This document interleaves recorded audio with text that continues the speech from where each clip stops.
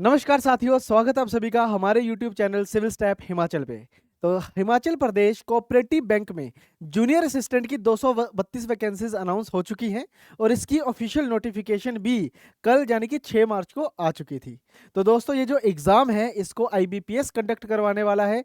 ये वही अथॉरिटी है, वही हमारी ऑर्गेनाइजेशन है जो सेंटर लेवल पे जितने भी हमारे बैंक्स हैं, नेशनलाइज्ड बैंक्स हैं, उनका एग्ज़ाम कंडक्ट करती है।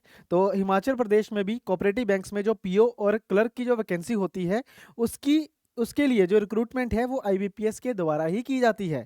तो आज की जो हमारी क्लास होने वाली है इसमें हम डिस्कस करेंगे कि इस पर्टिकुलर एग्जाम में प्रीलिम्स और मेंस दोनों में ही क्वांटिटेटिव एप्टीट्यूड का जो सेक्शन होगा उसमें कौन से टॉपिक जो है वो हमारे लिए इंपॉर्टेंट होने वाले हैं। यानी कि हम मेनली देखेंगे कि फोकस एरियाज हमारे क्या क्या रहेंगे, कौन से टॉपिक पे हमने ज़्यादा फोकस करना है, प्रैक्टिस किसकी ज़्यादा करनी है, वो सारा हम इस क्लास में देखने वाले हैं। तो वीडियो के लास्ट तक आप सभी ने बने रहना है। तो जो आपका सिलेबस का डाउट है वो भी रिजॉल्व हो जाएगा, प्लस कौन से टॉपिक ज़्यादा ज़रूरी हैं, किन की प्रैक्टिस आपने ज़्यादा करनी है प्रीलिम्स के लिए, किन की प्रैक्टिस आपने ज़्यादा करनी है मेंस के लिए, वो सारा हम आज की क्लास में डिस्कस करने वाले हैं। तो चलिए दोस्तों, सबसे पहले मैं थोड़ा सा आपको ओवरव्यू देना चाहूँगा इस पर्टिकुलर वैकेंसी के बारे में। रेगुलर बेसिस पे ये वैकेंसी है, टोटल 232 वैकेंसीज है जूनियर क्लर्क्स की या जूनियर असिस्टेंट आप इसको कह सकते हो। तो ये जो वैकेंसीज है ये एग्जाम कंडक्ट करवाया जाएगा IBPS के द्वारा। ठीक है जी, IBPS के द्वारा ये एग्ज़ाम कंडक्ट करवाया जाएगा। अगर हम बात करें कि एग्ज़ाम को कब तक आप फिल कर सकते हो, तो जी हाँ दोस्तों, 6 मार्च से इसकी जो वैकेंसी है ये आउट हो चुकी है ऑफिशियली और 31 मार्च तक आप इसका फॉर्म जो है वो फिल कर सकते हो। तो यहाँ तक आई डोंट थिंक कि किसी को कोई डाउट रहा होगा। डायरेक्ट जो वैकेंसीज है वो 158 है जो डायरेक्ट रिक्रूटमेंट होगी, और जो कोटा की कोटा PACS और OCS कोटा है उसमें 74 वैकेंसीज होंगी। तो ये मान के चलिए कि हमारे लिए जो वैकेंसीज हैं वो कितनी है, 158। इसके अलावा ये पूरी नोटिफिकेशन भी हमारे इसी यूट्यूब चैनल पे ऑलरेडी डिस्कस की जा चुकी है। अगर आपने वो वीडियो नहीं देखी है तो आप उस वीडियो को भी देख लो, आपको एलिजिबिलिटी क्राइटेरिया सारा कुछ पता चल जाएगा। जो हमारी आज की क्लास है इसमें बेसिकली हम क्वांटिटेटिव एप्टीट्यूड को देखेंगे। जो हमारा मैथ का सेक्शन होता है वो प्रीलिम्स में भी रहेगा, मेंस में भी रहेगा। तो इसके सिलेबस की चर्चा हम करने वाले हैं। तो दोस्तों, अगर मैं IBPS की बात करूं तो बैंकिंग एग्जाम्स को कंडक्ट करवाने की जो स्पेशलाइजेशन IBPS के पास है वो मुझे नहीं लगता है कि इंडिया में किसी और ऑर्गेनाइजेशन के पास होगी। अगर हम बात करें HP जो स्टेट कोऑपरेटिव बैंक भी है, इसको पहले HP SSC कंडक्ट करता था, लेकिन अब ये एग्ज़ाम जो है ये कौन कंडक्ट करने वाला है, IBPS। तो इसमें दो एग्जाम आपके होंगे, एक प्रीलिम्स पेपर होगा, एक मेंस का पेपर होगा। तो अगर मैं प्रीलिम्स की बात करूं तो क्वालिफाइंग पेपर होता है ये। इसमें टोटल 100 क्वेश्चंस होते हैं, 100 मार्क्स, और समय कितना मिलता है, 60 मिनट्स। टाइम कितना मिलता है, 60 मिनट। और ये जो 60 मिनट भी है इसमें भी सेक्शनल टाइम आउट होता है। यानी कि आपको जब इस एग्जाम को आप देने जाओगे तो पहले मान लो इंग्लिश का सेक्शन ओपन होगा, यानी कि आप उस पर्टिकुलर टाइम में, इस 20 मिनट में, पहले 20 मिनट में आपको 30 क्वेश्चंस दिखेंगे सिर्फ इंग्लिश के। आपको न्यूमेरिकल एबिलिटी या रीजनिंग के सवाल नहीं दिखेंगे। फिर जब ये 20 मिनट हो जाएंगे फिर नेक्स्ट विंडो ओपन होगी, फिर आप इंग्लिश नहीं देख सकते, फिर आप इन 20 मिनट में न्यूमेरिकल एबिलिटी के क्वेश्चन देखोगे। फिर नेक्स्ट विंडो ओपन होगी, फिर 20 मिनट में आप सिर्फ रीजनिंग के क्वेश्चंस देखोगे। तो टोटल आपको 20 मिनट का टाइम मिलेगा। और नंबर ऑफ क्वेश्चंस कितने हैं, इंग्लिश के 30, चलो इंग्लिश के तो डुएबल होते हैं, लेकिन मैथ के 35 है और रीजनिंग के भी कितने हैं, 35। यानी कि इन 35 क्वेश्चंस को करने के लिए आपको कितना समय चाहिए, 20 मिनट चाहिए। तो यहाँ से दोस्तों एक चीज़ तो क्लियर है कि ये जो एग्ज़ाम है ये स्पीड ओरिएंटेड है। इसमें ज़्यादा आपको पूरा सिलेबस पढ़ने की ज़रूरत नहीं है, बट जो आपने पढ़ा है ना, जो पढ़ा है उसके ऊपर कमांड ऐसी होनी चाहिए कि हाँ, देखते ही लगभग 30-40 सेकंड में सवाल निकलना चाहिए आपका, तब जाके इतने सवाल हम अटेम्प्ट कर सकते हैं।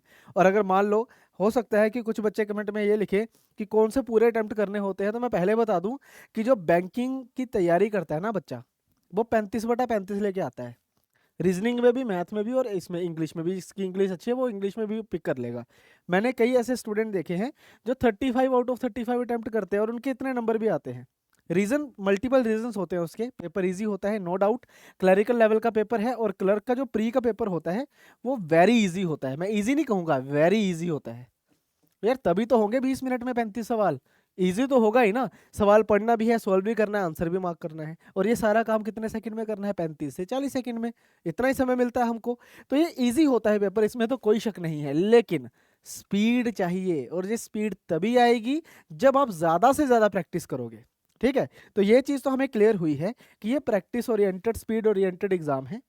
फिर हम ये देखेंगे कि प्रैक्टिस तो हमें करनी है, लेकिन किसकी, क्या पूरे मैथ की प्रैक्टिस करें, तो उसके बारे में भी चर्चा करेंगे। तो दोस्तों मैं आपको कुछ चुनिंदा टॉपिक्स बताने वाला हूँ, कुछ चुनिंदा टॉपिक्स बताने वाला हूँ जो प्रीलियम्स में आते हैं, जिनमें सबसे इंपॉर्टेंट रहता है पहला टॉपिक सिंप्लीफिकेशन। ठीक है जी, सिंप्लीफिकेशन। सिंप्लीफिकेशन के 10 नंबर पक्के, 10 क्वेश्चंस। ये वो चीज बता रहा हूँ जो 100% आएगी आएगी। ठीक है, पिछले 8-9 साल से मैं जो पेपर देख रहा हूँ, पिछले 8-9 साल से हर साल जो आईबीपीएस है, क्लरिकल लेवल में, आईबीपीएस क्लर्क, आईबीपीएस क्लर्क हो गया, आरआरबी क्लर्क हो गया, ये पेपर करवाता है।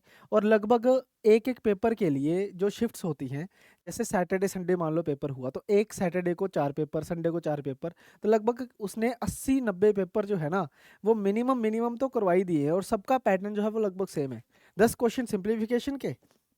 उसके बाद आती है नंबर सीरीज। फिक्स क्वेश्चन है जी, नंबर सीरीज के 5 सवाल आएंगे ही आएंगे, इसमें कोई दो राय नहीं है। ठीक है, डेटा इंटरप्रिटेशन, डीआई, डीआई में भी टेबल चार्ट जो होता है, टेबल वाला फॉर्मेट होता है, वो 5 सवाल, ये 5 सवाल ये भी फिक्स ही है, पक्के हैं। ठीक है, उसके बाद क्वाड्रेटिक इक्वेशंस, क्वाड्रेटिक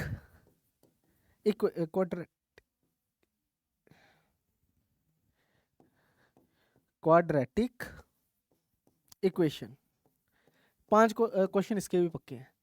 यानी कि जो फोकस एरिया वो ये है, अगर आपने प्रीलियम्स को क्वालिफाई करना है तो उसके लिए ये चाहिए आपको 25, तो यही हो गए भाई, 25 क्वेश्चन ये आपके सामने रहे। आपने सिंप्लीफिकेशन, नंबर सीरीज, डीआई और क्वाड्रेटिक इक्वेशन की प्रैक्टिस करनी है। और कितनी प्रैक्टिस करनी है, कम से कम, देखो कम से कम बता रहा हूं मैं, 1000 सवाल, 1000 सवाल तो कम से कम आपने सिंप्लीफिकेशन का करना है, तब वो स्पीड बनेगी जिससे आप 35 आउट ऑफ 35 अटेम्प्ट कर सकते हो। ठीक है, लगभग 500 क्वेश्चन ईच ये आपने अटेम्प्ट करने हैं। ठीक है, 500 क्वेश्चन जब ये करोगे अटेम्प्ट, ठीक है, इतनी प्रैक्टिस जब आप करोगे ना, और ये ज्यादा नहीं है, आपको देखने को लग रहा होगा कि इतने सवाल, 1000 सवाल, 500 तो 2500 क्वेश्चन हो गए, ये तो बहुत ज्यादा हुए हैं भाई। 50 सवाल डेली करो, 50 दिन, 50 सवाल डेली 50 दिन भी करोगे ना, 50 सवाल सिर्फ कितना टाइम लगता है, 1 घंटा या 1.5 घंटा, डेली 50 दिन भी करोगे ना, 50 दिन तो मिनिमम समय मिलेगा, तब भी बन जाएंगे 2500 सवाल, हो जाएगी प्रैक्टिस, कोई बड़ी बात नहीं है। तो 25 क्वेश्चंस तो ये हो गए। इसके अलावा अपार्ट फ्रॉम दैट जो इंपॉर्टेंट चैप्टर्स होते हैं, आप पहले ना सिंपल चैप्टर्स को पिक करो जो इजीली डुएबल होते हैं। जैसे एजिस का सवाल हमेशा आता है पेपर में, प्रॉब्लम ऑन एजिस, है ना, छोटे छोटे चैप्टर्स को पिक करो रेदर देन बड़े चैप्टर्स। बोर्ड्स एंड स्ट्रीम्स, इसका सवाल आपको पक्का मिलेगा पेपर में। ठीक है, एवरेज का बड़ा इजी सा सवाल आता है। इसके अलावा टाइम एंड वर्क और time and distance, time and work और टाइम एंड डिस्टेंस। देखो प्रैक्टिस तो आपने इसकी भी करनी है, बट क्या है कि इसकी उतनी नहीं करनी जितनी इसकी प्रैक्टिस करनी है हमने, जितनी प्रैक्टिस इसकी करनी है ना उतनी नहीं करनी इसकी। ठीक है, ये जो चैप्टर्स मैं अभी आपको लिखवा रहा हूँ, इसके अलावा और भी चैप्टर्स होंगे, जैसे परसेंटेज रेशो है, ये जो चैप्टर्स मैं आपको लिखवा रहा हूँ, बेसिकली ये जो चैप्टर हैं, प्री में तो आपकी हेल्प करेंगे ही करेंगे, मेंस में आपकी बहुत हेल्प करेंगे, है ना। क्योंकि प्रीलिम्स में तो हमें पता है कि यार आउट ऑफ 35 मुझे 25 क्वेश्चन तो यही देखने को मिल जाएंगे, और बाकी अगर मैं 6-7 सवाल इधर से उठा लूँ तो मेरी इजीली तैयारी हो जाएगी। बट आपने क्या करना है, सिलेबस तो सारा करना है, क्योंकि हमने मेंस का पेपर भी देना है, सिलेबस हमने सारा करना है। लेकिन जब तक प्री चल रहा है ना, तब तक आप इसकी अच्छे तरीके से ये वाला टारगेट अचीव कर लो, ये वाला टारगेट अचीव कर लो। जब आप इसको कर लोगे, जैसे आपका प्री खत्म होता है, फिर आपने क्या करना है, स्विच करना है सीधा टॉपिक्स के ऊपर, और सारे टॉपिक्स करने हैं, क्योंकि जो सेकंड पेपर होगा उसमें 50 क्वेश्चंस रहेंगे। ठीक है, और इन 50 में से 25 तो यही है, फिर से यही आएंगे 25, मतलब the same simplification, number series, DI, quadratic equation. तो डीआई में 10 हो जाएंगे, डीआई में 10 सवाल हो जाएंगे, तो 30 क्वेश्चन तो प्रीवियस वाले ही हैं। लेकिन बचे हुए जो 20 सवाल होंगे ये बाकी मैथ में से आएंगे, यानी कि जो 12-13 टॉपिक्स होते हैं। ठीक है, मैं आपको बता देता हूँ, परसेंटेज है, रेशो है ना, एवरेज है, सिंपल इंटरेस्ट है, compound interest, profit and loss, profit and loss है ना, मैंसुरेशन, मैंसुरेशन है, देन आफ्टर आपका टाइम एंड वर्क हो गया, टाइम एंड डिस्टेंस हो गया, टाइम एंड डिस्टेंस हो गया, ठीक है। Permutation, combination and probability, probability, ये चैप्टर्स होते हैं, इसी में से ही बनता है हमेशा। एग्जामिनर भी यही क्वेश्चन यही चूज करता है हमेशा। आपको एजिस का सवाल हो सकता है प्री में आ जाए, मेंस में ना आए, क्योंकि एग्जामिनर को पता है कि उसने मेंस को ना मुश्किल करना है। ये जो 50 सवाल है, जो 25 नंबर के, इसके लिए जो आधा घंटा मिलेगा, मैं ये नहीं कह रहा हूं कि इस आधे घंटे में 50 सवाल कर लो आप, लेकिन इस आधे घंटे में 30 मिनट्स में 30 क्वेश्चंस का मिनिमम टारगेट रखना है। बाकी एग्जाम का लेवल डिसाइड करेगा कि कितने सवाल करने हैं।